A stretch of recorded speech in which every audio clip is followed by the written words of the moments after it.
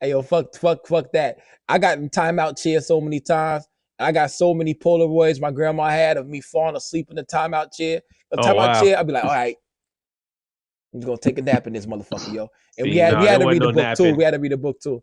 I used to get. We had to get a whoop. I got a whooping if I fell asleep. I fell asleep so many times. That's what I was about to say. Yeah, how could you? No, you can't fall asleep. That's under the threat of correction. I'm gonna give you something to cry about. You're not getting the most out of this punishment. Nah, not at all. I'll sleep through it, wake up, being fresh, get in more trouble.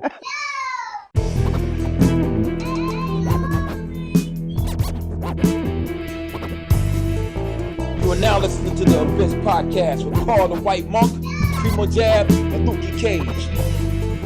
Hip hop on a higher form. Going further down pause, further down pause, further down pause. Tap in. Shit pops off real quick around here. Pause. Pause. Yeah, pause. I'm gonna I gotta get your mic set up. Make sure the mic. You're good, everybody. Fucking. We've already, got Craig to stay up till 2 a.m. So I'm sure exactly he's good. That's crazy, man. He doesn't know. Occasionally we go 3 hours on a podcast. You know that it's just I saw it last one. I was like, it's took a while, that one. It seems to only be the Mickey Diamond episodes, but the last two that we had Mickey on, we also had guests. So it's not really his fault either. But Mickey can talk. Bang. So we rocking. Mickey can go on forever. Yes. Yeah, but we're here. We are definitely here. We rock it in the building. We're not going to take up too much of your time, but we're glad that you are in the building. Yes. Appreciate it. To see Dyer. You know what I'm saying? I got the joint on. And I'm not going to act like I don't know what episode number we're on like I always do. I'm going to start a new trend. It's a brand new year, man. Shit. Yeah. Boom. Episode 71 of the Abyss Podcast. That's right. My man. Hold on. Let me slide this over real quick so I can see everybody. Boom. You got a Roots hoodie on, huh? Yeah, I got a new one. My dad and stepmom in Toronto got me this, so figured I'd rock it. Merry Christmas, huh? Yeah. Yeah. How you doing, Carl? I'm fantastic, good, man. I'm doing great. Basketball is fantastic. Primo Jab, kiss the ring. You know it, man. Had to represent. Major shout outs and fuck you to anybody who ain't down with the team. Real shit. Word. Boom. Yeah. How you feeling though? You good? Man, I'm feeling great, man. I'm blessed, man. Just had my first holiday season as a father, man. It's been great, man. I'm reinvigorated, man. Life is lovely. My baby didn't know anything that was going on. He just knew he was around a bunch of people. And that's it. Yeah. That's it. But it's great. Life is good, man. Life is good, man. Every day above ground is great. That's right. That's what's up, man. Indeed. And we have a very special guest in the building today on the Abyss Podcast, episode 71. We have a dopely awesome artist. We have Craig Dyer in the building. How are you feeling, my dude? That's good, man. Good. Appreciate that. Thank you. So indeed. Yes. What kind of shirt you got on there? What kind of shirt you got on there? That's the J Skis. Yeah, it's the album cover for the Big Ghost joint. Authenticity check. Yeah. Dope cover. Indeed, yo. Yeah, that's what's up, man. You got some artwork behind you right there. Mm-hmm. Yeah. Some pieces. I've lined some up. I thought I do all my artwork in this room at the minute, so I thought make sure that some on display. Right. Yeah, I see that Vega back there. I see that West Side Gun picture. Yeah. I think Eddie Kane. The Wonderful World of Kano. Oh, the Kano's back there. Back there. Yep. Salute my man Kano. Oh, hold on. Let me go on record right now. It's already been stated on the Instagrams and everything, and as well on the YouTube. But I attributed the work of Kip the Fog to you. Kip the Fog did Meta. You did Wonderful World of Kano. That's right, yeah. Major salute and shout out to Kip the Fog. That's the man too. Yeah, most definitely. Lo Siento, man. You just did a lot of work. It was, I figured, what do I know, man? I mean, you did what, like 6,800 projects last year? Who knows? 57.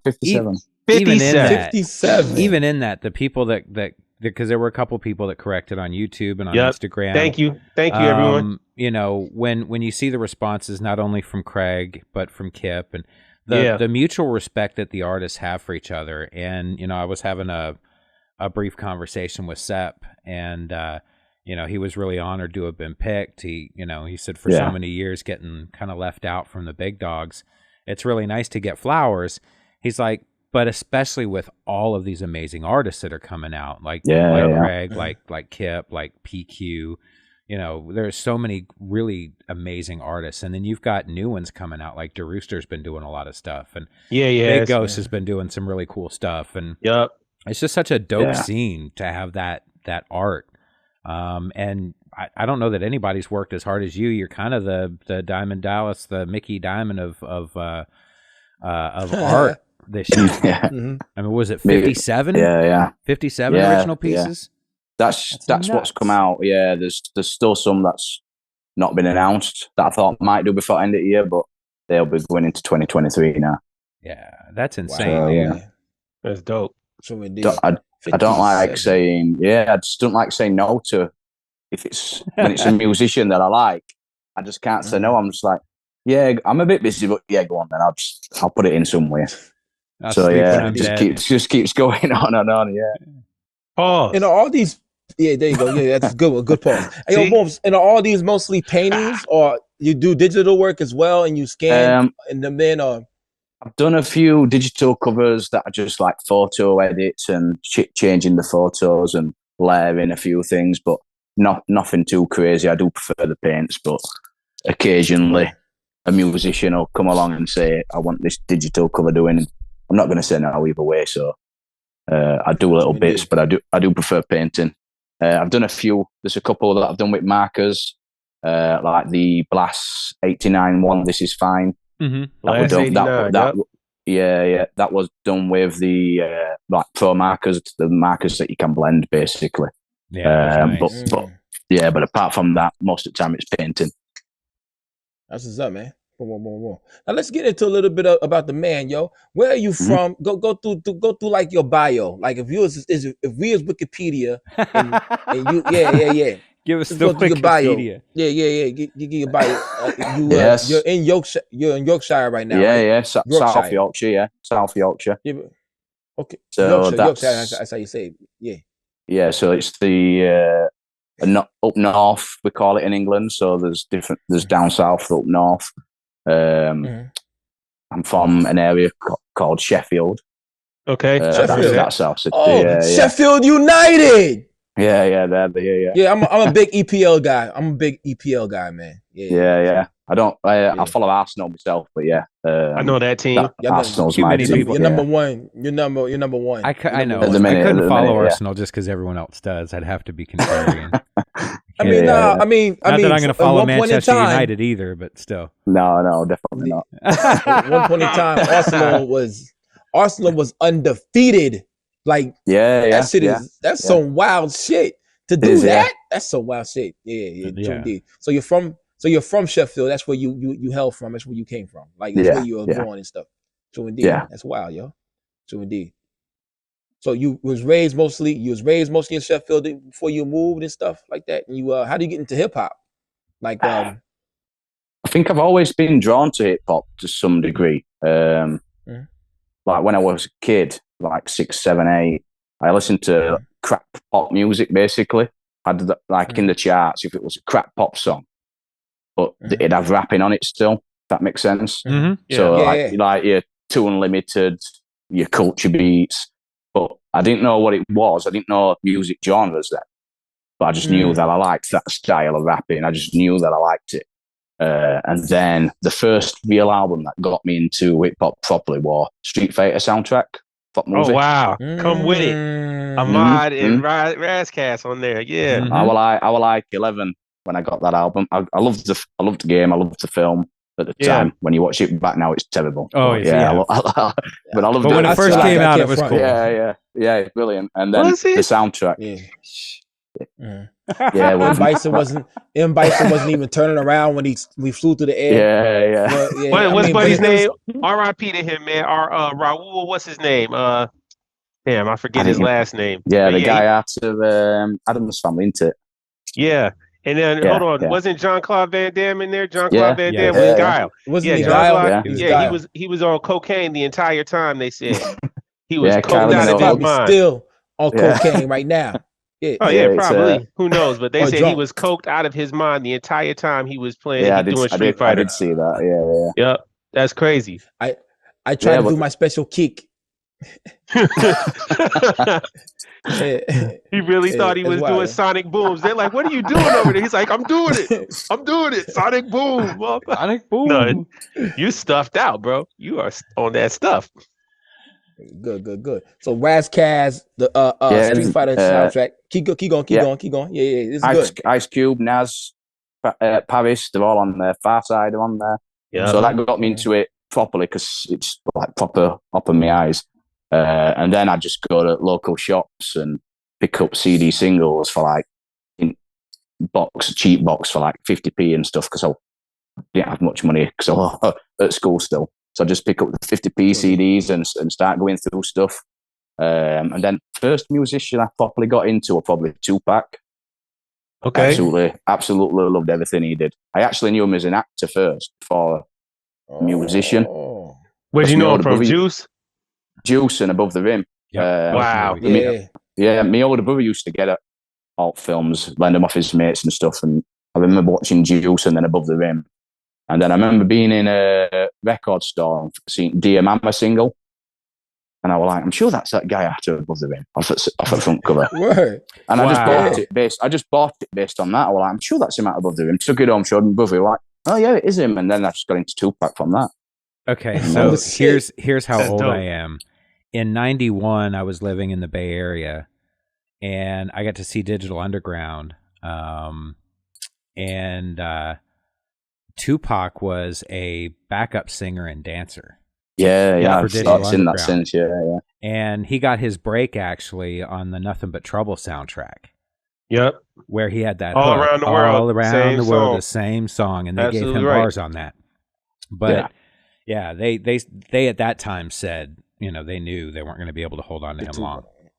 Groupies. He had mad groupies. Even back then, they said he was always leaving with some girl, yo. When he could spit bars, they knew he could. Yeah, definitely. He's a special dude, man. He was a special dude. I think that goes without saying, man. He was a one of a kind personality, especially in the music. I think it's polarizing now.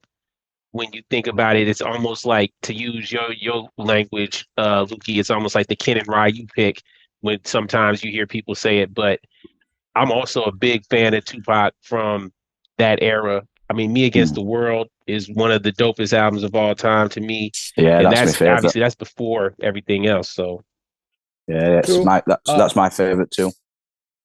Okay, well, I said this over and over again. When I say that Tupac is an overrated rapper, I believe, not musically, I believe that far as what he does with syllables and how he puts together words, there's a lot more better rappers than Tupac. Like KRS-One, Elzai, Black Thought. Tons. Yeah. So musically, I mean, he makes a lot of music that is pleasing to the ear. But how does he make you feel, though? I mean, MF Doom makes me feel better than Tupac because I'm a weird guy. He had great songs though, and a lot of people could like. You could put up a framework for a Tupac song, and lyrically he's going to kind of flow in this framework where there are a lot of rappers that stretch out of that, right? But overall, at the end of the day, it's the impact that artist makes. And again, it doesn't have to be, Black Thought.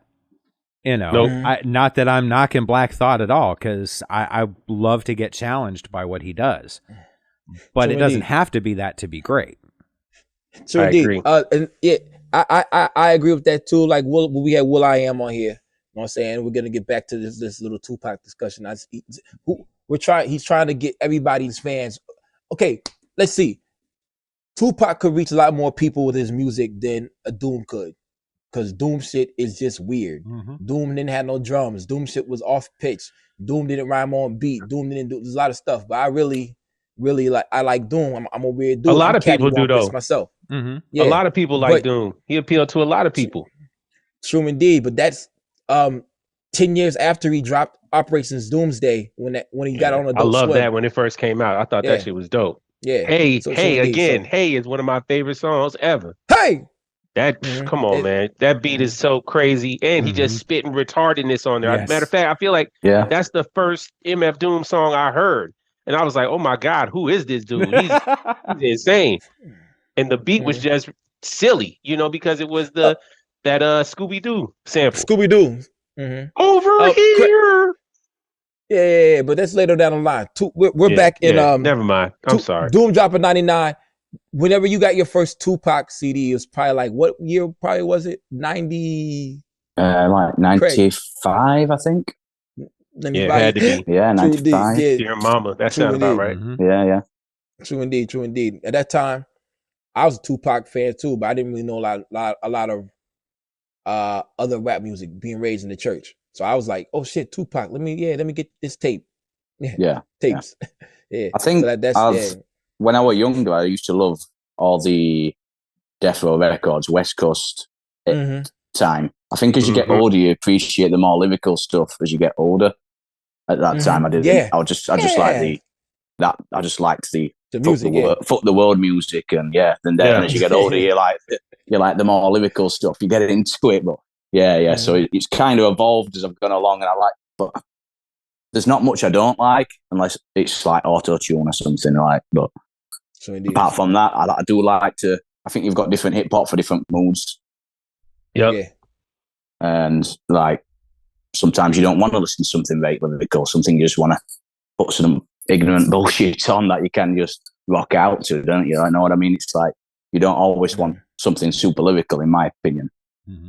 True indeed. Hey Craig, my favorite things to listen to when I'm driving on a long distance, over 2 hours, Little John and the East Side Boys. It keeps you awake. Appreciate that. Yeah. Keeps me the fuck up. Why? Yeah, he's yelling at you. Yeah. I feel like Remember you just said fuck the world music. You said fuck the world music. That's my fuck the world. I'm like, damn. I'm up. Like I tried to listen to Talib Kweli, and it didn't work, man. I turned on Little John East Side Boys, and I was driving. Next thing you know, I'm in Missouri. I'm drove my 8 hours. Yeah. Completely blacked out. Can't remember the journey. Yeah.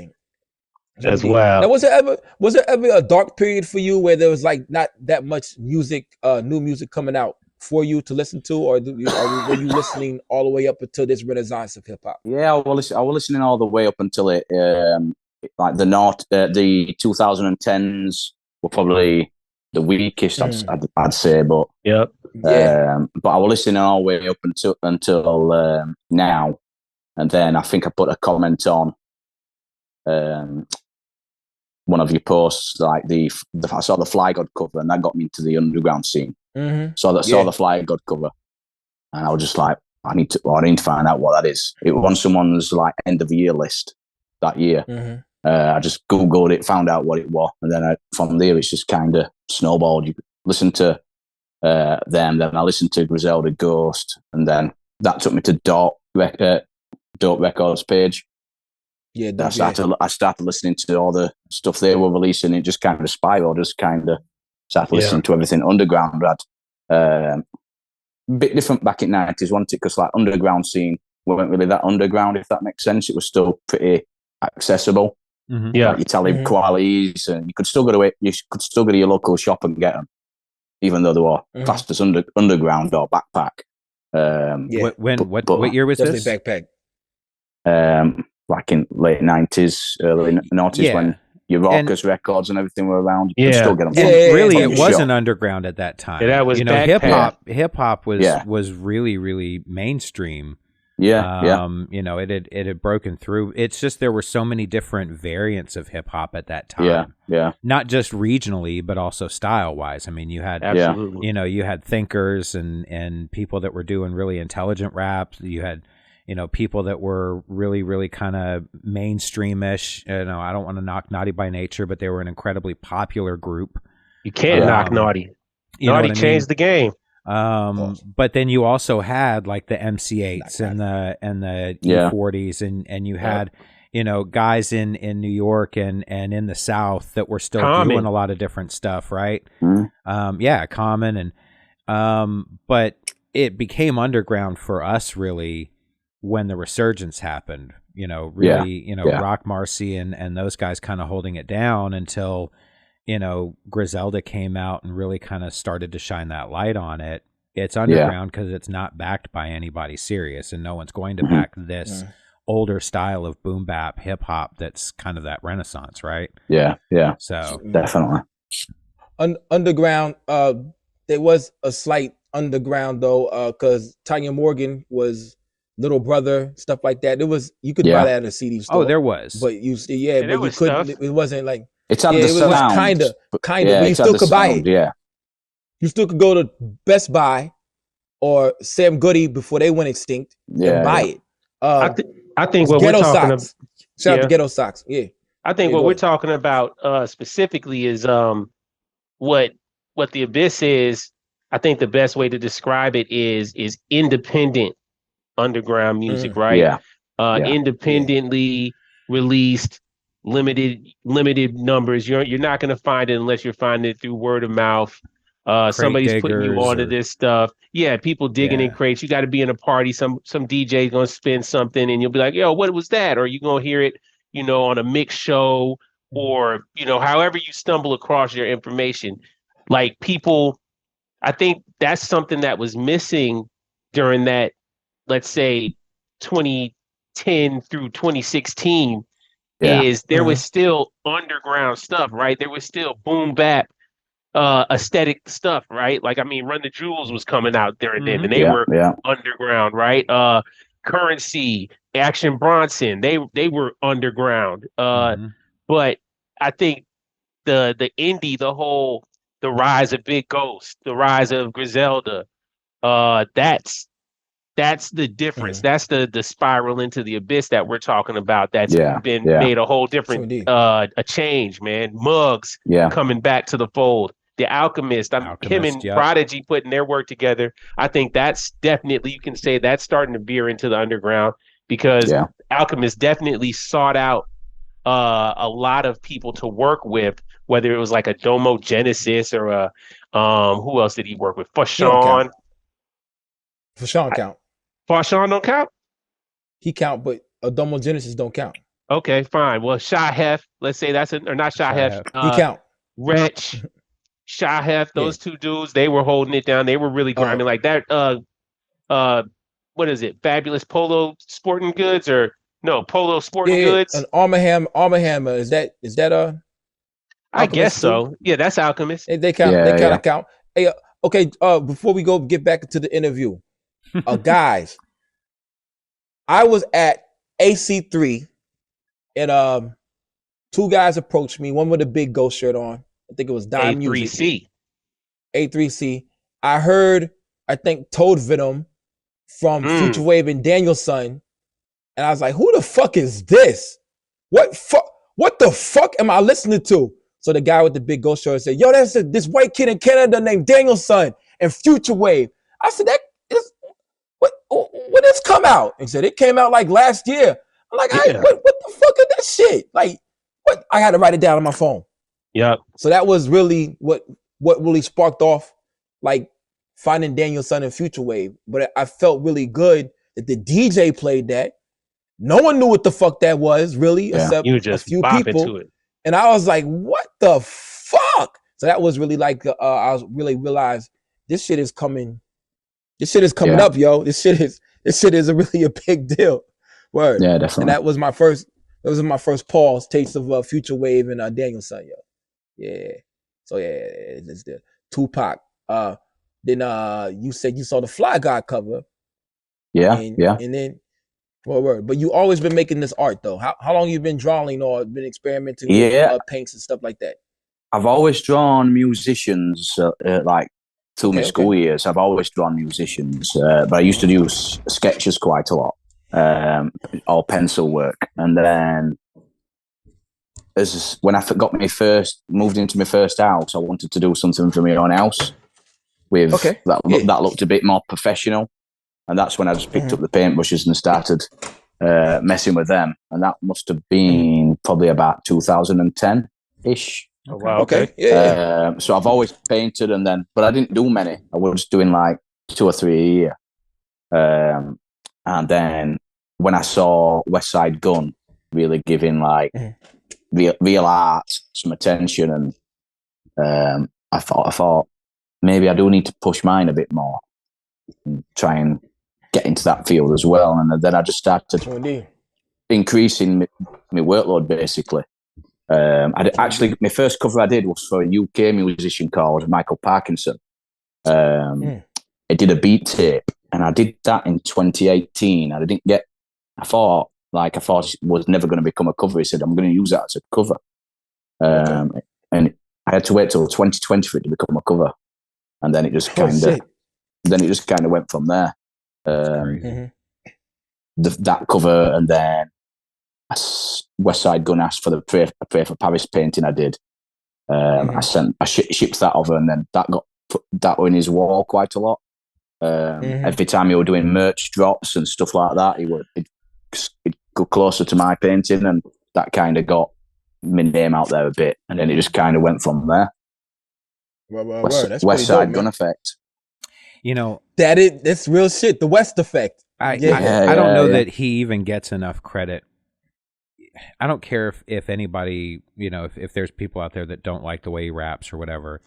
Not only, was he spitting bars and putting together this, but to add merch and the emphasis on art to this lane specifically has been such a huge kind of cyclical thing. Because absolutely, to me, the best three ways you can get people into this lane. Pause. DJs playing stuff, don't right? pause. Your DJ Kerosenes, your Matt Vinyl Hunters, your DeRoosters, people that are going to spin these records and let people hear it, right? The amount of features that this particular lane does is fantastic, because as soon as you listen to Danielson, you go, well, who the fuck is A-Sun Eastwood? Oh, shit. Yeah. Hey, well, I'm listening to A-Sun, and now I got it. So, that helps. And then number 3 is the artwork. When the artwork is really dope, you want to find out what that project's about. Yeah, definitely. True indeed. So for Wes to make such an emphasis on that, and the merch obviously being such a big part of putting on your own self-sustaining kind of industry as an artist, it's amazing to see what he's kind of built. Yeah. True indeed. I find so many albums. I find so many. Yeah, definitely. That was. Yeah, but I find so many albums just from the album cover. I did that with Under the Jewels. I did it with the Flatbush Zombies, 3000 Odyssey cover. 3000 Odyssey. Yeah, that's pretty dope. Didn't have a clue who they were, and then I saw the cover and I was like, wow, who are they? I did it with 3 Ninjas. Yeah, did you? Oh, wow. I just thought the album cover was dope, and I was like, well, shit, and the variant was dope, and I was like, okay, I got to check that out. Yeah. And I think that was the first album I really listened to from A La Prime. So, yeah. No. Shout out to AP Overlord. He don't go by A La Prime. No, he don't go by A La Prime no more. Word. Sorry. And I'm sorry if he got mad if I put A La Prime on it when he was nominated, but he dropped all those albums as A La Prime, and then he dropped AP Overlord. So A La Prime got nominated, not AP Overlord. Yeah. Maybe get nominated next year. AP Overlord will. Yeah, I don't know. I just want to say that. I mean, but they both be on there. Maybe he needs to do an album, artwork by Craig, AP Overlord versus A La Prime. That's a good concept. Yeah, definitely. Yeah, he's but also got the not Dope God as well, hasn't he? The production, the Dope God was by that as well. Oh, yeah, the Dope God. Yeah. Put them all 3 on there, yo. But he doesn't think our journalism is credible, only soon as is. I'm saying he thinks we're so big. But anyway, he's the Dope God. Yeah, he's the production. So when you see produced by the Dope God, that's him as well. What? I didn't know that was him. That. Oh man, he's been making some good beats. That goes, Mega was telling me that he thought he made beats, and I was like, I don't think so. Yeah, he's like, no, every time he goes live, he's rapping over some crazy shit. Oh, okay, all right, Dope God, I'm all right. So A La Prime is the Dracula's Funeral, the whole album's produced by the Dope God. Oh, wow. So it's self-produced work? Wow. Hey, man, that's impressive. But yeah, man, the Holy Trinity. I got deeper questions in that, man. I really want to know, like, your style is unique. Are you self-taught? Who was your impression or your inspiration as far as how did you like come to an artistic styling? Because I mean, it's singularly yours. Yeah. It translates well, whether it's the painting or it's I haven't, I can only think of, I think one of the digital ones. I got to go back and look because I was just looking at the post where you did all 56 of your works. But I mean, your painting style is really what just sets it off, man. How'd you get to that? To be honest, I don't really know where the style comes from. I'd like to say I used to draw before. I used to just do nothing but drawing. And then at school, I actually hated painting. At school, we had it were powder paints. I don't know if you had them over there. And they were powder paints. Yeah, I'm a powder pen. Yeah, you had to mix them yourself, and I didn't really enjoy it. Didn't really know what acrylic paints were. And then I did sign writing at college. Lukey. I did sign. Sorry about that. I had to turn my phone on Do Not Disturb, bro, because that kept on. Yeah, my bad. So I did something called sign writing at college, which was basically like painting shop signs and everything. Okay. Oh yeah. And that got me into paints because you didn't use anything but paints. And then when it came to trying to do stuff for my own house, I decided to Google it and find out what people use on professional paints. Saw that it was either acrylics or oils. I went down the acrylic route and I've just kind of done it since. It's a much quicker result. Oils, if you ever get a chance to, are fun to play with. They're very rich. They're very thick. I know you could pause all over this, Lukey. No, don't pause. But if she's rich and thick, she's welcome. But oils take a long time to dry and sorry, set. Honey. So when you finish a piece, you got to leave it like for a while, whereas acrylics dry really quickly. But yeah, Carl's wife is a dope artist, so he knows all about this shit. I saw the skateboard, big old skateboard that they put on. Yeah, she did. That was pretty cool. Painting here. That work. What up, Carl? Do you draw, Carl?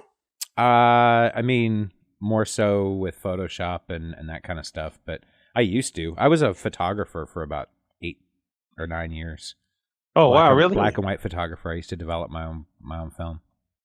That would make sense. That's crazy, man. That's where I got composition and color balance and that kind of stuff from. And then obviously, having my wife in the house, she's a ridiculously great artist. So, I get all kinds of stuff from her as well. But nice. yeah, I don't like pen and paper draw. I didn't even know how to use. I didn't even know how to use Photoshop until about 12 months ago.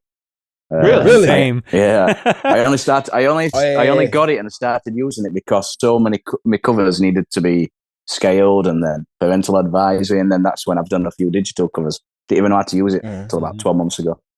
I've noticed, man, you don't even do a lot of lettering on your covers. You really only like figures. I do. I've just always enjoyed painting people. It's not just that. It's lettering on covers. It sometimes can be a real pain with Spotify. There's been that many covers. Absolutely there's been that many covers that have bounced back and said you need to take this off. You need to do this. So I just find it easier just to paint the picture now. And if someone really insists that they want the name on, I'll put it on and see if Spotify let it go.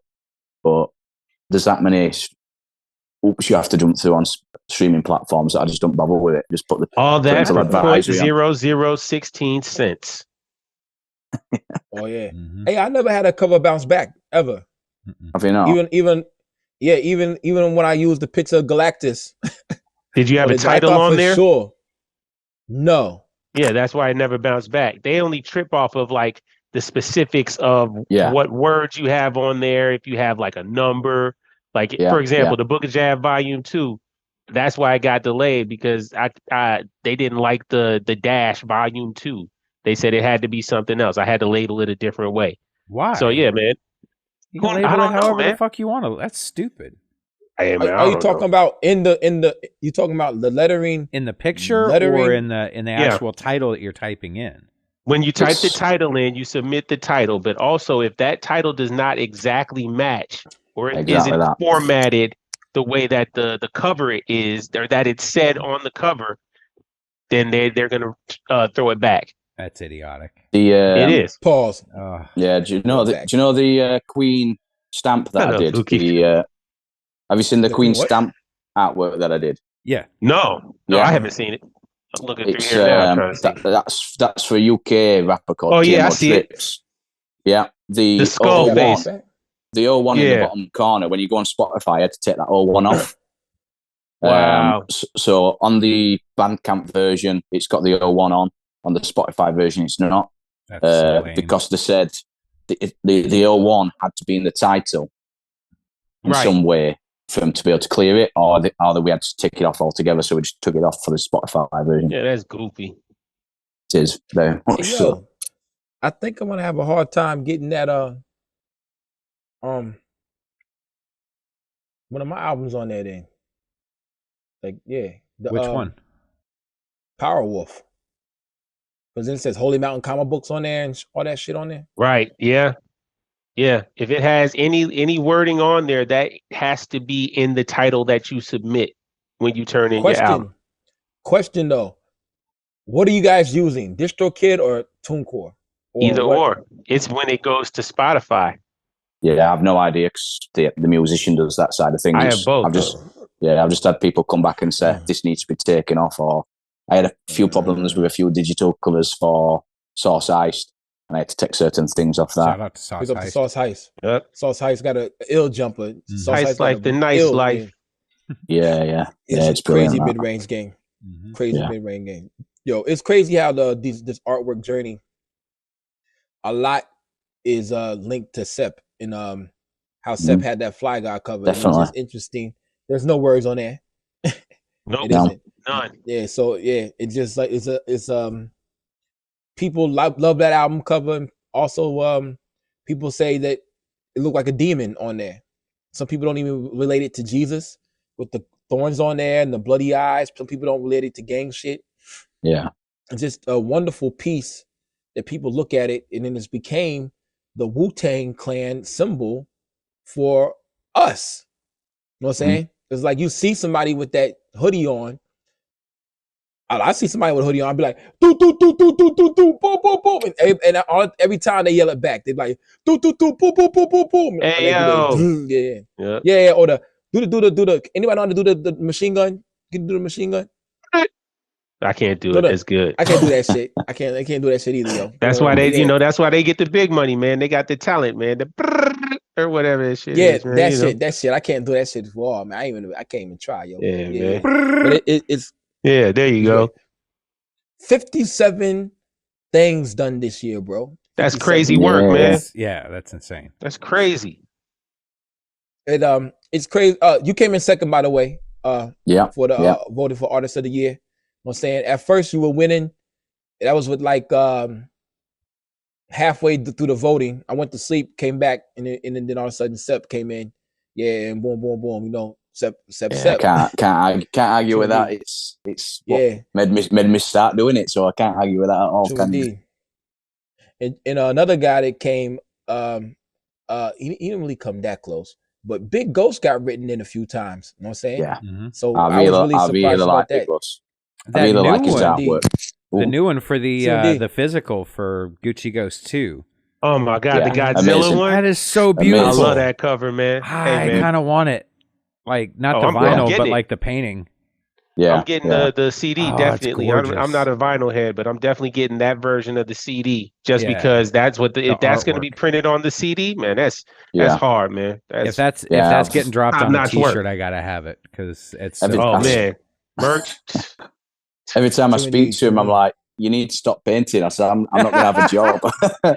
You need to chill with that. But yeah, he's got some next level with a paintbrush. I'm not really allowed to talk about Big Ghost for a little while because I kind of overdid it on the last episode, promising. Why? Because you said you weren't going to talk about yourself anymore. Oh my God, he gave me so much shit in DM on that. He's like, you promised people. You missed a good opportunity to make some money. Like, what? Who? No wonder they think you're Big Ghost. Who else would be that confident that it's going to drop unless you had some control over whether it did? And I'm like, I just going off of what I knew. Yeah, Yo, boom. Oh, wow. That's just wild style. That shit's serious wonderful. Now, what if you were Sep too? yeah. I saw you put that but people earlier. mess up. Never even thought of that. Hey, Sep is a big motherfucker. Sep is a linebacker for the New York Jets. It's a big motherfucker right there. Sep is I seen people have seen Sep, but he don't have no pictures out there. Like if you go look at Sep and pictures tagged for Sep, there's no pictures of this motherfucker. I've seen him on a few. I've seen him on a few lives, and then at the art gallery when he do a few lives going around with that when he did that show. But yeah, that's the only time I've really seen anything on him. Yeah. And if some people picture Sep for they picture him, this is what Sep looked like, and then you see Sep, and you be like, oh, that's Sep. That's a regular big ass motherfucker right there. You don't think that's the dude that's been drawing all these covers and shit, which makes it even more better to me. You think Sep got a razor blade under his tongue by way to fuck you up. You say something smart. You know what I'm saying? Word. Hold on though.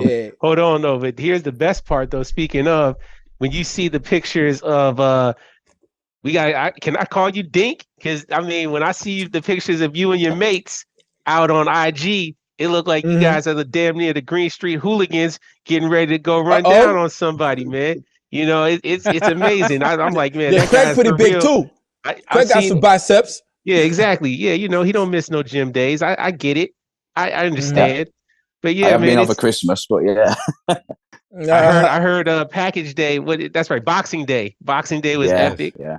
You know, we were gonna link up on Boxing Day, but he said, "Nah, mate, I'm drinking from 1 until 10 at night. Till it stops. I'm not able to. I can't do anything." Canada or the UK. Man, who knew? I don't know if you do you have Boxing Day over there? In Canada, we do.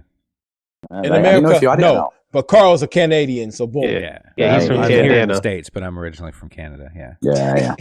So, what is Boxing Day? Tell us about this. I don't know. I don't even know why they call it Boxing Day, to be honest. Traditionally, 26th of December. So here it is. In the UK, traditionally, affluent families would take one of their presents from Christmas the day after and give it to their servants and give their servants the day off so that they could enjoy holidays with their families. And what it's turned into is kind of a big shopping day in Canada, at least. I don't know if it's like that in the UK. Yeah, people do that as well. But it's the day after Christmas. Everybody goes out and, eats and shops and kind of has a good time. But yeah, that's originally how it had started. Never knew for the servants. Hey, man, we learning shit, man. I thought motherfuckers was brawling up there. When I found out about Boxing Days from Dread Eye, and like it was Boxing Day, and I was like, "Yo, y'all motherfuckers are gonna start fighting." Yeah, like y'all gonna happens box? a lot. That happens a lot on Boxing Day as well. Yeah, but y'all are amazing. I've heard stories that people fight over there, then drink beer, then fight again, and it's like over here it happens less. It happens less these days.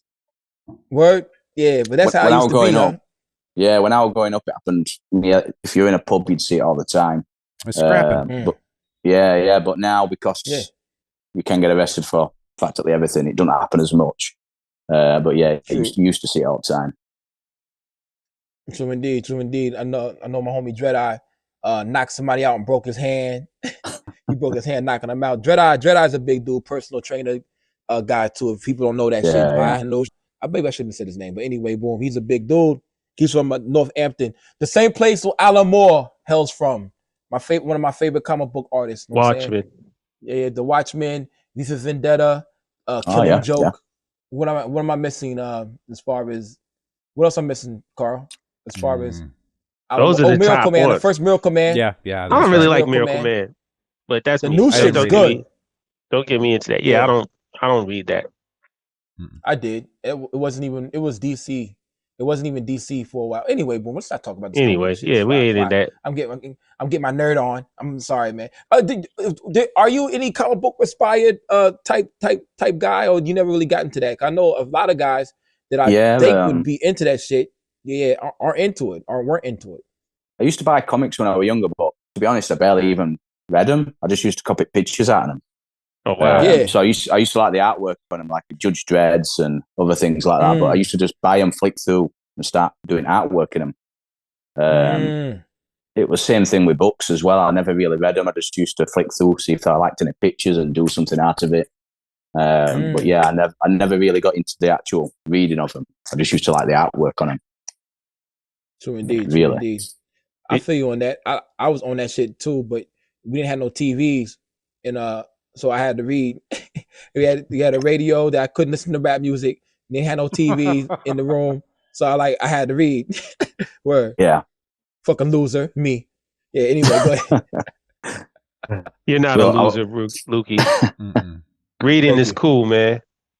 Yeah, Fuck yeah. Go ahead. I ain't got the patience for it, but yeah. I wish I did, but I am. I think the last thing I read from front to back was DMX autobiography. Oh wow! But that normally I can't. Normally I've not got the patience for it, but that I did keep picking it back up. I think it's hitting a topic that you like. Yeah, definitely. Because I was always the same. Like if there was a book on like Charlie Bird or Miles Davis or a musician. If it's a music, I'll read it in a minute. Yeah. But yeah, like I wasn't really big into like murder mystery books or anything. Yeah. I couldn't get into any of that kind of stuff. Got to be interested if I'm going to read it. Yeah, I agree. Because I'm reading websites about musicians all day, but when it comes to a proper a book like say murder mystery, I just not got patience for it. Yeah, tell me what happens. Who dies? Just let me know. Yeah. Give me the quick notes. I used to be on punishment all the time, man, and we had books in the room that we were locked in. So me and my brother, we definitely used to read through them, and it was like big books, like the big Time Life books that had all the pictures of all the animals or all the geography or whatever the case is. Yeah, man, that's why I love I think just knowing random facts and shit. Just reading through all those type of books. So atlases. You would get locked in a room when you were in trouble? Yeah. Child abuse. I mean, Kelly. It wasn't like a small cupboard or something like that. It was, we were locked in we had to go sit in our room. We weren't necessarily locked in there, but it was like, take your ass in the room and don't come out until I say so. So this is before being able to, watch your phone and do all that type of silly shit. So we had Legos and we had books, all those different types of, like I told you, we had encyclopedias back in the day, all that type of stuff. I mean, that's all we would sit there in the room. Yes, and all the volumes. We had all of that. Encyclopedia Britannica, yo. Yep, man. I used to love reading that shit. Hey, yo, fuck that. I got in timeout chair so many times. I got so many Polaroids my grandma had of me falling asleep in the timeout chair. Chair, I'd be like, all right, I'm just gonna take a nap in this motherfucker, yo. And we had to read the book too. We had to read a book too. We had to get a whoop. I got a whooping if I fell asleep. I fell asleep so many times. That's what I was about to say. Yeah. How could you? No, you can't fall asleep. That's under the threat of correction. I'm gonna give you something to cry about. You're not getting the most out of this punishment. Nah, not at all. I sleep through it, wake up, being fresh, and get in more trouble. Hey, yo, boo. Also at church, where I get in trouble, I have to stand up with my arms over my head, like for the rest of the service, in front of everybody. And my shirt, my hands be up like this. That's why your shot is decent like that. That's why your shot crazy. That's why stamina, bro. That's tough. Yep. Imagine getting in trouble in the first 10 minutes the right way. Yeah. Pause. I wish I had a timeout chair. I'm on it. Word. My dad had a belt. My mom had a wooden kitchen spoon. A kitchen spoon that I made the mistake of burying once. Oh no! You can never hide that. I tried to hide belts. I've tried to hide rulers. I've tried to hide all that type of stuff. I never put two and two together that she was the one that bought the first one. She could buy as many as she wanted. The spoon kept showing up. I'm like, I thought I buried that. Nope. That's tough. Hey, yo, Craig, what you drinking, bro? Just a Lucozade sport drink, just to try and stay a little bit awake. To be honest. I feel we ain't gonna hold you that long, man. I got me a mic. It's all right. It's all good. Do y'all have mics over there? I don't think so. I've never seen it. Mm-mm. Good. You don't need that. No. Yeah, it's Luki is the this person who buys it still. Mine's just a Lucozade sport drink. I don't know if you have that over there, but basically meant to give more energy for when you're doing sport, football, and everything. Nice. Yeah, I never seen it, but you know what I'm saying? I'll be over there one day. You know what I'm saying? Boom, boom, boom. Mm-hmm. I'm gonna drink all that shit. I'm gonna have some spotted dick. Pause. What? Spotted dick. No. What is that? It's pudding. British pudding, right? I've never Craig, had it, but thank you, Craig. Like, what is that talking crazy? about? They sell it at but Kroger. I think it's a pudding with like currants and that in, a bit like Christmas cake. I might be wrong, but I've never had it myself. Yeah. That's the only reason I know it because they sell it at Kroger, and I think I stole it. Yeah, and I it's ate like it. in the I was international this section is not, for us. Yeah, this is not. I was like, this is not that good, yo. No. What would lead you to believe that something called spotted dick would be good? Why are you stealing things called spotted dick? Spotted dick. What were you hoping Lukey, was in there? What's going on here, man? What were you looking for? Man. It's 2023, man. Whatever, man. They had so much. They had so much Indian shit over there, German shit. This is at 447, Carl. Mm-hmm. All type of crazy shit over there. And I was like, yo, I gotta try some of this shit, bro. Oh, and then this I quit. So y'all can't fire me from my part-time job because I quit before that I came back. So this is before my boss had the pharmacy case keys. He was still all the cologne. You know what I'm saying? Then we would try like some fucking like international shit. And we want to try this shit, man. Let's try this some weird we're gonna drink this tea. We're gonna drink this PNG Tips tea. So we go get some hot PG Tips. PG Tips. Oh, yeah, I know it. Yeah, I've heard of that. We're gonna try this shit. Let's see what the fuck they like over there, man. Word. So we try this shit. Then we had the spotted dick. We ate the spotted dick. Gross. Then then we had some curry, Indian curry. Then they'll go steal go steal some Polo Black and some then they'll go steal some filters from Brita on the water aisle. And then you made a day out of this. Yo, but it's me wild, yo. The one I'll day start off with a spotted tea. And then I'm into the shit. Every week we try something international, yo. It was amazing. 60% of all employee, or 60% of all theft is employee theft. I'm just telling you. Hey man, I mean, shrinkage that. Is a reality. You know, that's part of doing business. Yeah, pause. Yeah, but that's why that store closed down, yo. But I was long gone when that store closed. Yeah. Oh my god. Yeah, it was a good time though, man. German shit was not that good to me. Yeah, but the British shit was good. Tygerman chocolate is amazing. Love German chocolate. We had like sauerkraut. We had like sauerkraut and some other shit, like some type of radish type shit. Okay, but did you just eat sauerkraut out of the jar? No, we had like some Nathan hot dogs with it or some shit. Okay, that's decent. And you didn't like it? Yeah, that seems like a decent way to do it. Some really good German kraut. I'll make you a Cuban or a Reuben sandwich. Oh, I don't. After that, man, I don't like good. sauerkraut no more. I don't fuck with it no more. I don't fuck with sauerkraut after that shit. I ain't never had sauerkraut after that shit. Maybe it was inspired or some shit. I don't know. Craig's like, man, y'all over there eating crazy shit, man. Word. I think I do real bad too, yo. After that shit. Yeah. That'll be the curry. Yeah. That's funny. You don't know. All right, boy. I'm gonna get off this shit, man. What works do you have in store for 2020-23? Oh my god. 2023. Yeah, we in 23, baby. There's not too many I can say because that musician always announces them, but there's a few that's been announced. So I've got one with YP and the commissioner called Guillotines on these two. That's coming out 13th of January, Friday 13th. The one with Shots All My and the E-Murder, that comes out next month. They're on Shots is on Drumwork Music. So they come out. That comes out next month. I think the artwork's that one. If you've seen that one before, right. So that one comes out in January as well. The Josiah Togo Deluxe. I'm allowed to say this, I think, because he put it on his story before. I did the artwork for the deluxe cover. I think that's dropping at some point if he still does it. So yeah, that's as much as I can really say.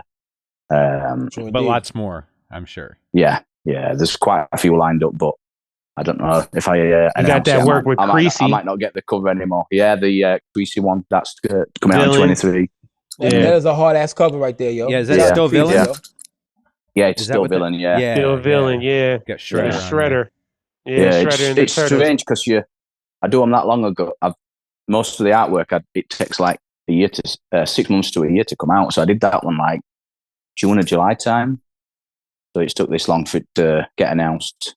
So when people are approaching you, and this is just always, I know, every artist kind of goes through different stuff, but obviously commission work.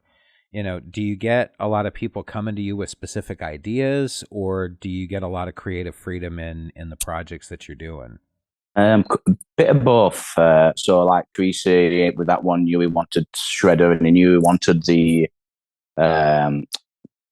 roof scene on the back as a back cover. Yeah. So he knew he wanted that. But then there's others where they just give me a title, and I try and think of something Vega along 7. them lines. Yeah. So they give me a title. Vega gave me creative freedom on that one. That's dope. He had a few things that he wanted. So when I was doing the bandana, he chose what bandana style he had.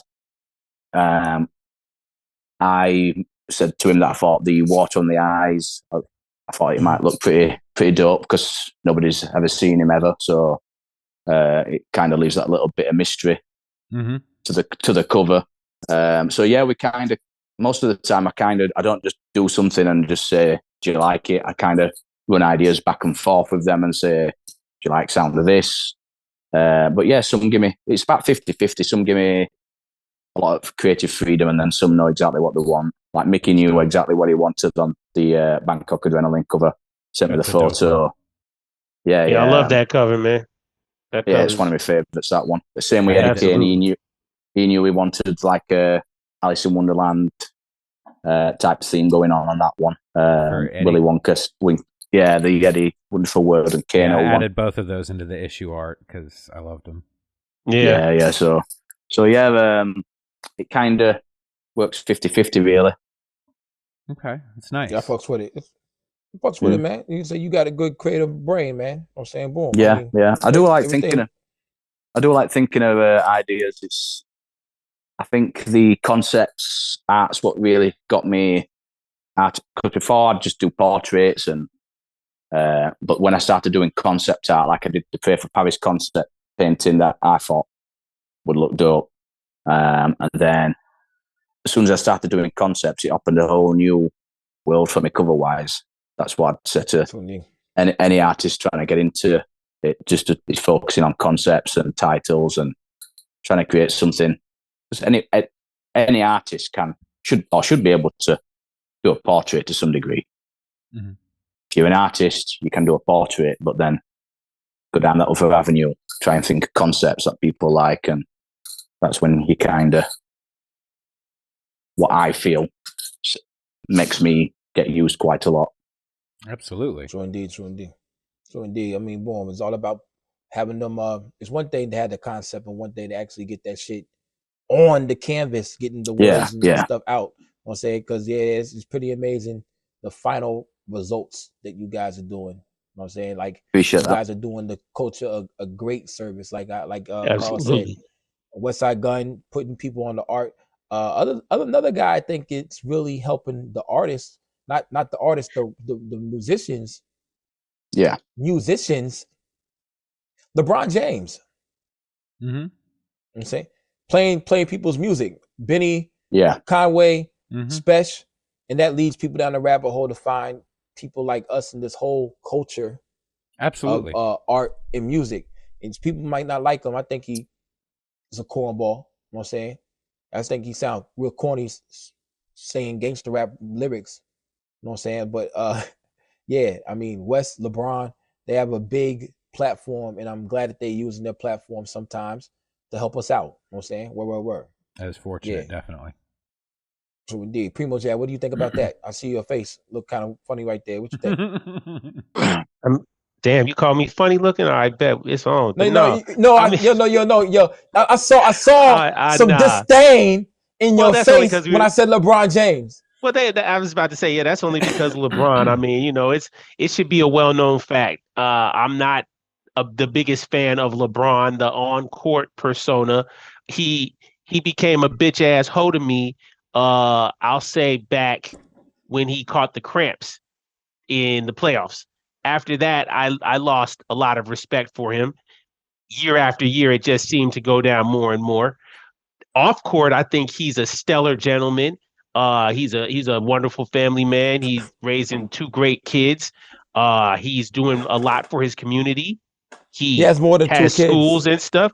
Oh, well, great. He's raising all of those kids. More blessings to him off the court. But as far as on the court, he's innovated. He's innovated the softest style of basketball we've seen almost ever. His flopping is legendary. He's a trash ass bum. Primo Jab. Who has a lot of numbers. He's put up a lot of numbers. He's going to be all time because he's played very long. Yes, Lukey. That has nothing to do with him playing music. Well, you asked me why my face went however it went to. I'm sorry. Well, I agree. As soon as the name is mentioned, I just told you. I said off the court. Yeah, hey man. Yeah, he's great. He's putting people on to music too. God bless you. That's cool. That's awesome. I personally feel like Kevin Durant is doing more for us than he is, because Kevin Durant's probably really going to shows, really popping up at concerts. And stuff. He be with them. He be with those. He really be moving around with people. And I bet you Kevin Durant's the one that's spreading around. Like, he'll be in the locker room probably playing a bunch of stuff, getting people turned on to stuff. And Brooklyn Nets game, they be playing Conway and shit. They be putting Dr. Birds and stuff. You know, he play Conway all the time, and he quotes him the right way. But I digress. Yo, but boom. Yeah, but that had nothing to do with him playing basketball. Nah, that had nothing to do with him. You see how this man do us, Craig? Carl, you see this man? He went out for the tangent for no reason. And I agree with everything he said. Primo Jab's shirt's messing with me because I keep thinking he's flipping us off. Yeah, he's just like in the middle of the thing. Yeah, kiss the ring. Yeah, Soulja Boy. By the way, that's my song of the year. One of my favorite songs. Mickey, Cam and Mace, and Soulja Boy. 2 of my favorite songs of the year. Yeah. Do you have? What was your album of the year? My album of the year. Probably Gucci Ghost 2 once that came out. It probably Gucci Ghost 1, and then I had Gucci Ghost 2. Oh my god, that posse I couldn't believe there is so dope. I just couldn't believe how much. I didn't think like Gucci Ghost 1 was brilliant, but Gucci Ghost 2 was absolutely superb. I didn't think it was going to be that much better, if that makes sense. I was quite shocked. It's crazy. I expected them to be pretty much on the same wavelength, but I absolutely loved Gucci Ghost 2. You know, it's funny. I called Mondo, and he's gonna come on the show one day. Yeah, he got because he's on the joint. Mm-hmm. I'll listen to his verse, he sure or whatever. And he said, and he's listening to it. Yeah, I'm listening to this shit right now. I said, hey, this kind of go harder than part 1. I was like, in my mind, back in my mind, I said, man, you didn't say that shit because you on this shit. That's what I said to I didn't tell him on the phone. I didn't say, man, you saying that because you on this shit, bro. Word, because that first one went hard. Yeah. Then he told me about how he got on the album and shit. I'm not gonna say it. Shit is funny as fuck. Mickey, you are funny. You're hilarious, Mickey. Yeah, but boom, Gucci Ghost 2 go hard. Gucci Ghost 1 go hard. Shout out to my man Mondo for making the album. That's a good cut to be on. Yeah, it is. Shout out to Huss. Him and Huss Kingpin, right? Yeah. Yeah, he's on there as well. I've liked quite a lot of albums this year, but I've decided I'm not making a list. I used to make a list. There was too much. And it was such a good year. There's too much come out, and previous when I've made lists, I've had odd people popping up in comments saying, "What do you mean mine is on there?" And I'm like, it's just not worth it. I'm just gonna leave it. I'm just gonna leave it at my work, and that's it. Mm-hmm. That's why I ain't vote. That's why I thought.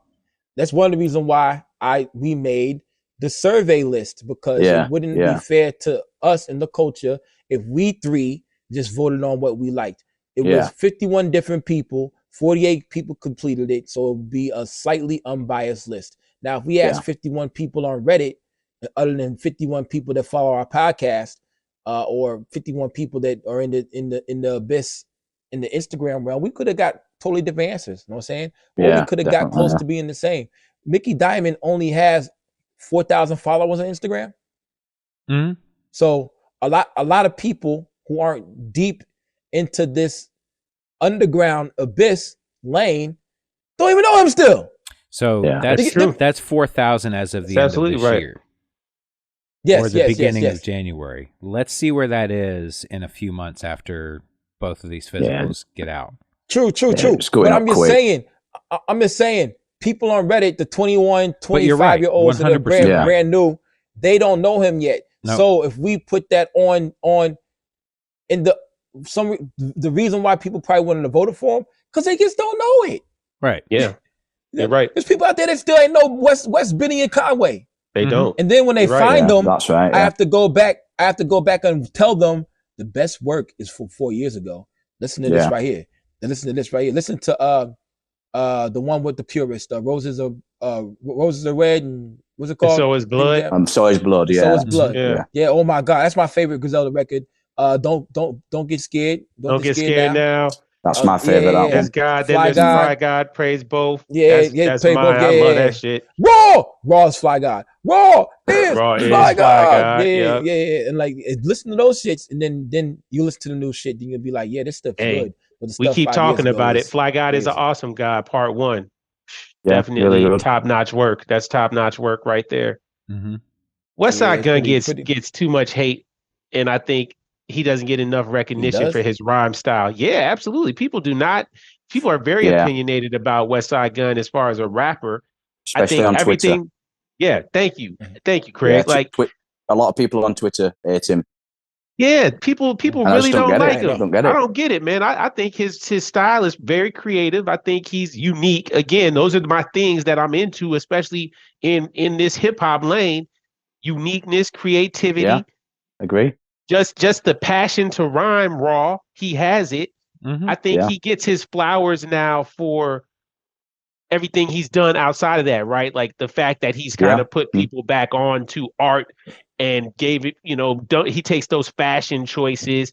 He puts his guys on. He does great business. I think people give him his kudos for that, but then they're always like, he's only okay as a rapper. But I mean, the man we just talked about it. Boom, boom, boom, boom, do. Like he has signature ad libs. I mean, the only other person who's like that is like Gucci Mane almost. I feel like he has that same, I don't know, man. Like I said, Westside Gunn deserves his flowers. I think before we get off, go ahead, Greg. So I think apart from the ad libs that people like, a lot of people like him, a lot of people like slag him off on Twitter and stuff. Yeah. But when you actually take his rapping into consideration, he says some really clever, fly shit all the time. He does. It's not just like people think it's sometimes people. It's always proper hip hop heads that I see don't like him on Twitter, but but I don't understand it myself. I'm just like, I can't. People like say he's not spitting very good, but to me, I don't understand it because it's absolutely brilliant to me. I don't get it at all. But it's go ahead. Well, I was just going to say there are going to be people that are open to new styles of things, whether it's art, whether it's music, whatever. And then there are people that just want more of the same, whatever it is that they particularly like, right? And I know Be Real from Cypress Hill had the same problem when he first came out. There were a lot of people that didn't fuck with, that kind of nasally, flow that he had. But there were a lot of people that really understood what he was doing and were down with it. I think Westside Gunn is going to have that, where people, just because he's not the norm, they're never going to get on board, and that's fine. Yep. True. I agree. I miss. At first, I didn't really get Westside Gunn because he always took like a bar off. I'm always drinking roll something. Always trying to put a hole in something. Something.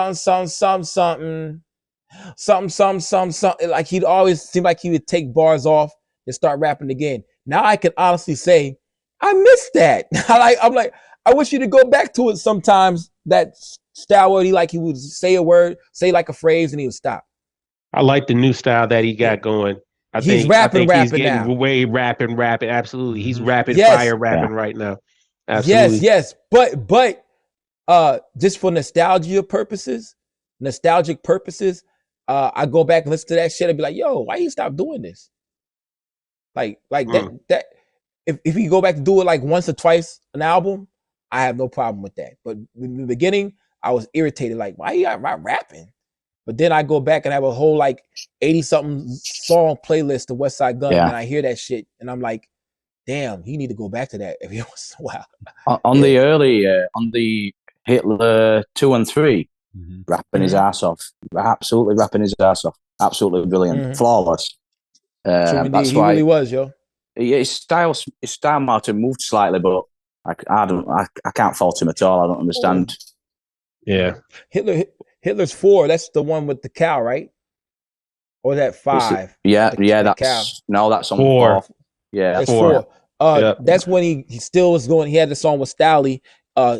He 5 times a day. He okay, because he went back to that. I'm always drinking roll. That's the song. I'm always drinking roll something. I always want to put a hold of something. And the ad libs came in. Boom, boom, boom, boom, boom, boom. I'm like, yo, I love that shit. And Stally went in and shit. Big up to Stally. So I kind of miss that. If you don't ever give it back, I'm not mad. But like still, like But he was rapping his ass off 2, 3, 4. Yeah. I like 5 is one of my favorites. You know what I'm saying? People don't like 5 that much. Yeah. That's what I was just about to say. 5 gets a lot of hate. 5 is like one of the ones that gets shunned a lot. Yeah, I really like 6. 6 were one of my favorites. I really like 6. 6 is really good. 6 is really good too. Yeah. One with niggas in Paris, niggas in Puerto Rico. Yeah. I love that shit with Flea Lord. Yep, Flea on that one. Yeah, I like part 7. 7 was my one. the one that had Banana Yacht on it. Right. I mean, I think like all of us, I think it's hard to say which one I didn't like. I really like, obviously, definitely like part 8. Yeah, 8 1 and 9. and 2. Yeah, 1 and 2, A and B, 8 and 9, however you want to call it. Think those were great, but I'm really just a fan of his albums. Blind Tale to me is that's poison. That's poisonous. Pray for Paris. I like Pray for Paris a lot. Yeah, I love Pray for Paris. I really like Pray for Paris. Yeah, absolutely. I think Supreme Blind Tale is flawless, kind of, sort of. Hey man, I think your argument is probably pretty valid. It's a dope album. And again, I'm gonna stretch it to 5. Go ahead. And again, none of us would probably be doing what we're doing if it weren't for Griselda starting. Yeah, to some degree. It's like that's what started the wave. That's what started everything. Mm-hmm. Yep. Yeah, because as you see, even though I love him, I think he has probably the best catalog in hip hop history. Sometimes, Rock Marciano didn't have the merch in the flyness to carry over to other different. Amongst us, he's great. Yeah, amongst us, he's always revered as the best. He was doing it, but he wasn't really spreading it. Nope. He didn't have the champion hoodies. Yeah. The champion hoodies. That's what took it over, man. Top. Absolutely right. Hey, Craig. And the artwork. Mm-hmm. Yeah, the art. Oh, obviously. What I was going to ask, what's the UK scene like as far as like live shows and everything? Are you, because Fly Guy getting ready to come overseas. He's going to be over in Ireland. I think he might be coming to the UK, maybe up in Scotland or something like that. Do you get to move around? I mean, are there a lot of live shows that come over there? There's not been recently. Before COVID, there was quite a lot, and they were really accessible to go to as well. They weren't overly expensive. Like I went to watch Ghostface Killer and Killer Priest, and it cost me like I think it was £15, which was like $20. That's amazing. Yeah, that's great. So they did used to come across all the time, but since COVID, it's not happening as much. I know the Benny and Conway were both meant to come over on separate tours. They both cancelled the UK date. Don't quite know the reason why. I think it said it was something to do with old police cases. Yeah, supposedly legal troubles. Yeah, they don't let a lot of people in. I went to watch Mobb Deep at a festival before Prodigy died, and only Havoc were there, and he said it would cost they won't let him in. So and they turned him away at airport. So it's it does happen quite a lot where they just don't let people in. But yeah, it used to be really accessible, but I've not been to what last gig I went to. I know I went to one earlier this year. I can't think of it. What I went to a Freddie Gibbs gig. That was really good. Nice. And that was £10. So that's like $13. Yeah, $13. £10. Yeah, that's crazy. That's good money. Do you get to go? Yeah, was it packed? Yeah, it was a small venue. I don't know why. It already done a UK tour, and then it came back and did this one small venue. And I happened to notice that they'd put it on for tickets, so I got there quite quick. And yeah, it was packed. It was rammed in there. Nice. Do you get to go over across over to the continent and go to shows also? Do you travel? Are you looking forward to doing any of that? I've not been to any, but I do go abroad. I do go to Europe a lot, but I've not been to any. I've been asked to go to. I got asked to go to Jake and Divine. His art show. Yeah, his art show at the end of the January. But it was the 20th, I think, 21st. Yeah, but I priced it up, and it was pretty crazy for short notice. So I don't think I would go into it, but it did want me there, but it was going to cost me like £1,300 just to get over. Wow! So it was like I'm going to have to leave that one. Will you be traveling for the World Cup in 2026? I don't know. Friends have mentioned it. Is it the one in the North America and Mexico? Yeah, so it's going to be Canada, Mexico. It is. Yeah, that's right. A few of my friends have mentioned it. If a few of my friends go and everything, I might be convinced to. Not decided yet. Do you want to come to America? Yeah, definitely, definitely. There's so many parts of America. Don't get started on R. Kelly again, damn it. By the way, that video, I did a World Cup review video, and it got flagged, but I just got reviewed. Amazing. Yeah, it just got reviewed and just got okayed. So I'm gonna send it to everybody. Watch it. It's about the North American. Yeah. Do you have your passports? Do you have your shots? Who wants to come to America? No. Who would you like to come with Rob back to America? Yeah. America. That's what he did. He did like pause. Yeah, he did like that. Yo, boy, yeah. But boy, yeah. Anyway. It's gonna be amazing. I will be here. I hopefully Jedi will be over here. Yeah. In America for the World Cup. Hope we have American games here. Your team will struggle. They're getting older. You know what I'm saying? And you're just hitting shots. Look at you. Yeah, but they have if they don't get your man from last name Tony. His last name Tony. What's They get Raheem Sterling needs to go. Harry Kane is not gonna be elite no more in 3 years. Rashford will be super elite if they play him correctly. Time you know out. What I'm saying? Foden needs blonde hair. Go ahead. Okay. I think sorry, go on. I was just going to say the difference between England and the United States isn't the roster itself. It's the depth of talent you have waiting to come up. Yeah. Now, we've gotten super depth, B. We've gotten better. We've gotten much better. But when you're talking about English players, I promise you they're going to have a solid team. They're going to come ready to play. But you got to remember those. I'm sorry, Craig. Your team is a little bit older. We are the second youngest team in the World Cup after the Black Stars, Ghana. We are going to be on that ass. No homo. You know what I'm saying? Everybody, yeah. What? If you look at the players that actually, I know Kane's getting older and a few players like that, but Saka is like, he's 19 or 20. I think he's 13 years old. He ain't got no beard, man. He ain't got no beard, yo. He's fresh faced. That's your guy too, huh? He plays for Arsenal. Then there's Emil Smith Rowe, who plays for Arsenal. He was just on the scene and he got injured, so he weren't on England's scene. Tony, I think Tony didn't get into the team because of all them betting claims he's doing. Have you seen that? Yes. I didn't know. I wasn't aware of that until later. Yeah, I think he's killing it though. Yeah, he's a really good player. I love Arsenal to sign him, but but they said if he gets found guilty, he might get like a 6-month ban or something. So that's probably why. That's probably why he didn't get in the team. But yeah, I think we've got a lot of good young players. I just can't see, other than Tony, I can't see many strikers who would replace Kane once he gets too old. So and that pains me to say. We don't have strikers. Yeah. That pains me to say because Kane plays. We don't have a striker. Yeah. Oh yeah. I was saying same to Carl. I think that's what you're lacking up front.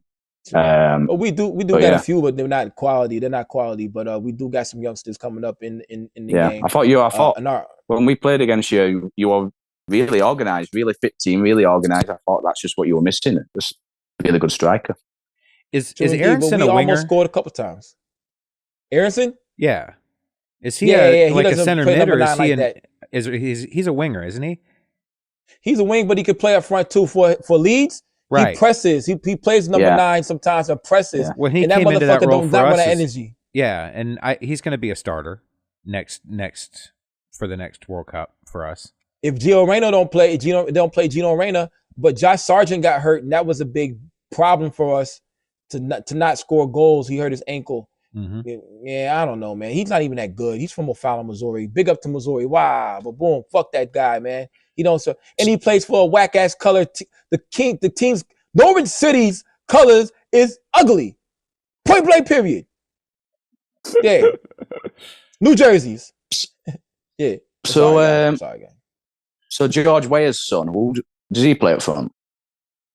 Oh, he's a winger. He usually plays on the right hand side. Yeah. Okay. The president of Liberia's son plays for the United States of America. Is that some wild shit? Yeah, it is. That's the first time I've ever seen him play. I didn't know he played football. Oh, he's That's good. First time I've seen him. He played for Paris. Now he plays for Lille in France, and they won the league. They won the league. They won the league. Sheffield United is in. Yeah. Shout out. Sheffield United is in the championship, I believe now, huh? Yeah, they are. Yeah, they're doing well again though. They're doing quite well in championship, I believe. Doing quite well. They're gonna might end up coming back up. Take out cherries, because by the way, I'm a Chelsea guy, so we're enemies. Yeah, I'm a big Chelsea guy, man. I'm a big EPL guy. Yeah, I love the game. I love playing basketball, but by far, watching. Carl was texting me every day during the World Cup. It was amazing. I think it's one of the best World Cups we ever had. Yeah, really good. Yeah, and it shows you how much. Yes, and it shows you how much the global world is catching up to the powerhouses. What Mbappe said was true. Yeah. Do you believe what Mbappe said was true about South American football and European football? No, not really. What did he say? He said that the South American countries, they don't really have the competition in the leagues back home, or they're like lesser developed or something. He said, didn't he? That's a shot fired. Yeah, but when you look historically at some South American teams, I don't think you can really say that. Yeah, I mean, but that's why they won the last. Pele. Yes, definitely. But lately, Brazil is a powerhouse. Yes, but you have to understand, he was talking about for the last 4 or 5 World Cups, European teams have won, and the Brazilian teams and the South American teams haven't won. But where do all of the good Brazilians and Argentinians, where do they go play? They go play in Europe. English Premier League, right? Or they all play in Spanish Liga A and all that stuff. Yeah, absolutely. So what Mbappe said was not totally wrong. Who won the last World Cups? Germany, France, Germany, Netherlands, Spain. France have just done it back to back, have they? Oh no, they would have done it back to back if they'd have won. Argentina just won. They just won. France won it the year before. France won the one before because they could have done it back to back if they'd have won it. Right. Spain. Spain, Italy, Nigeria. No, Nigeria. No, Nigeria. Ain't no African Cups won. Ain't no African teams won. But that's why Morocco was so excited. Yeah, that's why they were so excited about Morocco. You're right. But I feel like Nigeria made it far one year. Everybody was excited the same way. It was the Olympics. Oh, that was the Olympics. There you go. That's way. Okay. Forgive me. Yeah. And they got the hardest jerseys all the time. But anyway, European teams have won like scammer jerseys. Is this 3 years? 3 times what? 3 times 4 is fucking 12 years. So 12 years has been a drought of World Cup teams that have been in South America. So when Mbappe was talking about, that's why teams in the European circuit are winning more games. Okay, and here to counter that, even though now that you say that, okay, to counter that, it's just like in football, in American football. Some years the NFC is crushing, or the NFC West is the powerhouse. Then so what happens? The NFC South starts building their teams up to counter that. The same goes for I think international play football or international soccer. It's going around the world. Yeah, Europe might hold it down for a while, but before that, it was Brazil that did a three-peat, if I'm not mistaken. It was Argentina and Brazil. How many South American teams have won World Cups? How many South American teams have won World Cups? Right? Yeah, I think Uruguay have, yeah. 3. That's what I'm saying. 3, right? Yeah, it's 3. Brazil, Uruguay, and Argentina. How many European teams have won? How many Europeans? So Europeans won all the rest of them, huh? Yeah. I don't, maybe. Yeah, but Brazil won 3. But, 3 with Pele. You know what I'm saying? So boom. Exactly. Yeah. But my point to that is too, though, man. I mean, think about it. South America as a district is smaller than Europe. So it's more likely that you're going to have a lot more football playing going on in Europe, or football players of means in Europe, because there's more countries that have more to bankroll to get you into and that more soccer. facilities, all that. More, and that's why I think Brazil got it, but Argentina got it maybe, but all those other countries, Colombia, all those Africans go to Europe and get trained. Absolutely right. They play for France. South American they countries, go to play for France. South American countries have now won 19 World Cups. How many American countries? How many? Uruguay Europeans? with twice. Argentina.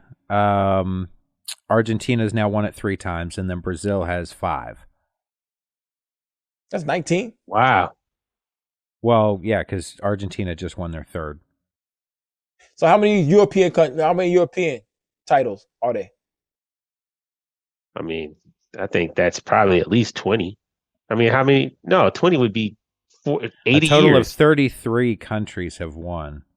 Dang. All right. Okay. So I gotta take that shit back. But there's 55. There's 55 countries in Europe. You're talking about, right?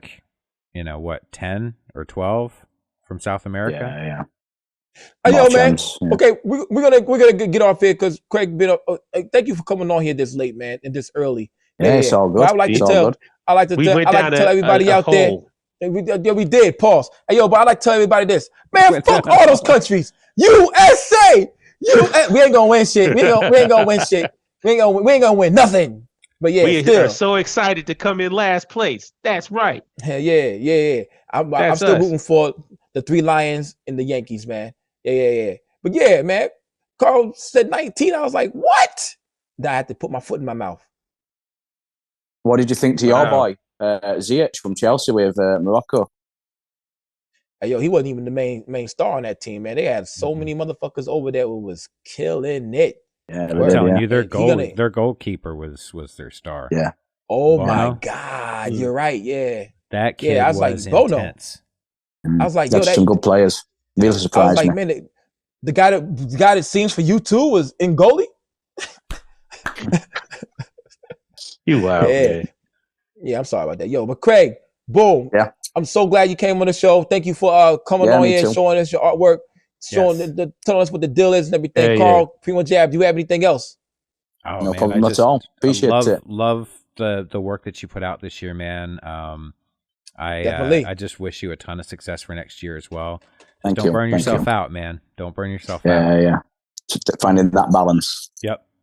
Man, I just really want to thank you for coming out on the show. And I appreciate you for falling into this lane and becoming one of the, I guess, the visual masters of this lane, the people who's really, again, giving it legitimacy by putting this graphic design to the various sounds that are coming out of here. There's a journalist that we're going to talk to one of these days. His name's Alex Kushma. And he did a post about you today or earlier. And he sums it up. You're definitely one of the best that's out right now. You're iconic. Appreciate that. You're a part of, just like we've talked about, you're a part of this guard, this handful of artists that's almost similarly, might as well say like Michelangelo, Rembrandt, Picasso. You think of all those names as a part of those renaissances, but in our Renaissance, you have Dyer, Cappington, Squat Dead Face, PQ, Kip, PQ, Porch, all these, you know what I mean? And you're fitting in there, man. You're here and you're making your impression felt, and it's dope, man. Keep up the hard work. I'm gonna go the other way than Carl said. I want you to burn bright and until you can't do this anymore, man. Just go crazy, man. I can't wait to see what you do, man. I want you to just be, a husk of a person in 20 years that's sitting on top of a pile of amazing artwork. So yeah, burn it out, man. Thanks, Rob. Enjoy yourself, man. Cheers, man. Thanks for staying up late. Yes, sir. No worries at all. True indeed. I'm just saying, take time for a pint. That's all. Oh, of course. Yeah, but that's a part of the process. Oh, he enjoys life, man. Check his Instagram page. You'll see. He enjoys life. Try to. That's what's up, man. Once again, thank you for coming on the show, Craig. No problem at all. No problem. Much success to you with 2023, man. That's what's up, man. Yeah, y'all keep doing your thing. Thank you. Right. Appreciate it. So indeed. Episode 71 of the Abyss Podcast. We'll see you next week. Wow. Peace.